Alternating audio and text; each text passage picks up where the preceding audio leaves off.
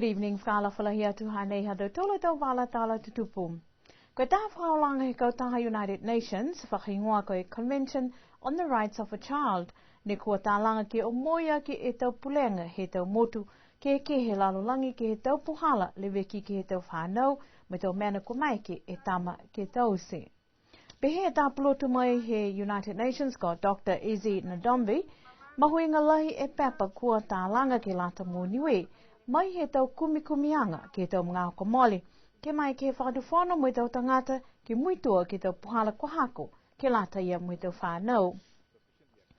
Pehe whokia maama lahi e wholo tau mena ki he kene uka i tau ngahua, he whalu atu motu, hako i tau puhala ngahua, moilewe ki he motu mo tau tangata ki he kehe, tunga ia ki anga whakamotu mo he whalu whoki.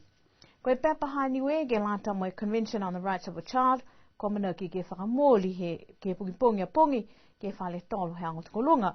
Kua tu wina whakalapalapa ke to mamatua mo i tau tangata lewe ki tama, mo i tau whanau ke whakalataha atu ke hawhangi anga nei. Amana ki whoki ke whakalaulahi e walatala nei ke tau aho i mua.